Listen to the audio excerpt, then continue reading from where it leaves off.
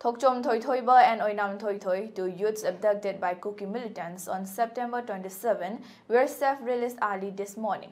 The duo was handed over to the superintendent of police in Kangpokpi at approximately 5 a.m.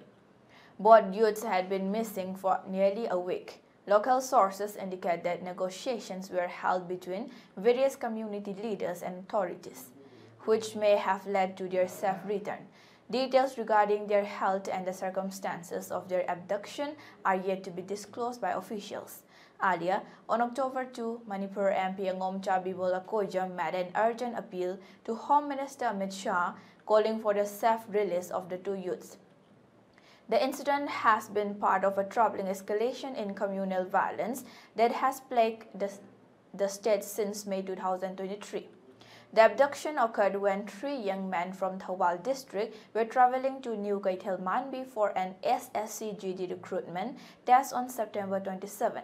They were reportedly taken by suspected armed members of the Kuki community. While one youth was rescued by Assam Rifles, Oinam Thoithoi Singh and Thokchom Thoithoiba Meitei remain in captivity under their release today. How the Assam Rifles managed to rescue only one out of the three youths traveling in the same vehicle still remains a mystery. MP Akojam pointed out in his letter to the Home Minister. The MP also revealed that the abductors had demanded the release of Mark T. Haukip, currently in judicial custody in an NIA court case, and the transfer of Kuki prisoners out of Imphal jails. Strongly condemning these demands, Akojam stated, such hostage-taking is a familiar global challenge.